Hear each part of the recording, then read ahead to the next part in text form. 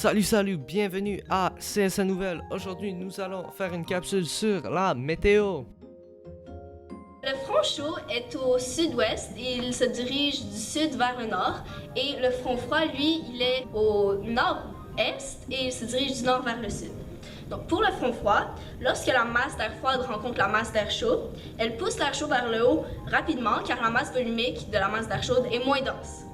La masse d'air chaud devient plus froide rapidement à cause de l'altitude et ça, grâce à la condensation, ça crée des nuages.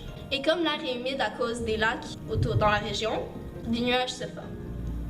Ça peut causer des averses intenses, courtes et avec des précipitations abondantes. Pour le front chaud, c'est tout le contraire. La masse d'air chaude se dirige vers la masse d'air froide et elle glisse et prend de l'altitude plus lentement qu'avec le front froid. Encore, à cause des lacs, l'humidité fait que la condensation se passe et ça devient des nuages, mais à une vitesse plus lente. Comme lors des fronts froids, l'air refroidit en prenant de l'altitude et forme des nuages. Par contre, les averses sont plus légères et durent plus longtemps. Un anticyclone est un phénomène météorologique qui se produit quand l'air froid, refroidi par l'altitude, descend Dû à sa masse volumique moins élevée. et crée une zone d'haute pression. Quand l'air va toucher le sol, il va créer des vents divergents et dû à l'effet de Coriolis, elle va créer une spirale qui va tourner du sens horaire. Un anticyclone est un signe de beau temps, peu nuageux et un peu plus frais.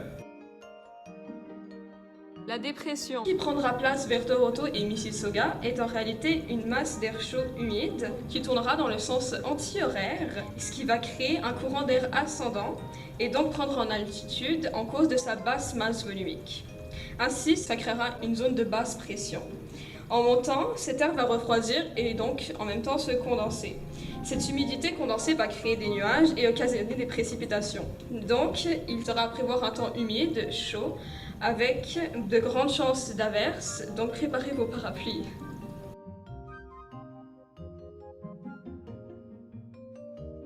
Maintenant pour les conditions associées au front chaud et froid. Pour le front chaud, nous observons une baisse de pression accompagnée par des nuages cirrus, nimbostratus, cirrostratus et altostratus. Les types de précipitations observées seront des averses légères ou moyennes de longue durée. L'humidité sera plus haute que la norme et la variation de température serait plus haute vu que c'est un front chaud.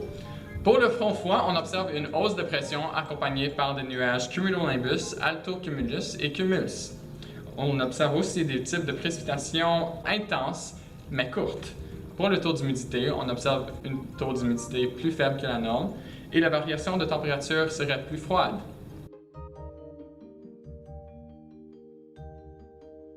Maintenant pour le temps qui fait présentement à 8 p.m. le 15 septembre 2020.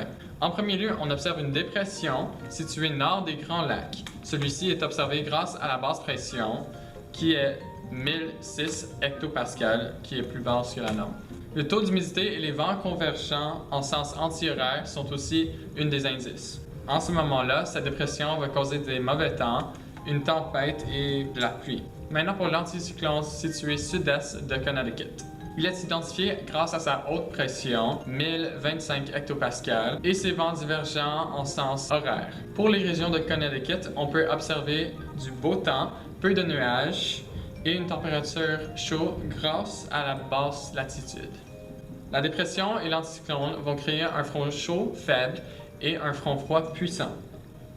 Le front froid, situé sud-est de la dépression, qui va vers le nord, est identifié grâce à une concentration d'humidité plus grande, des vents et des nuages. Aussi, la hausse de pression comparée à la dépression est un bon indice.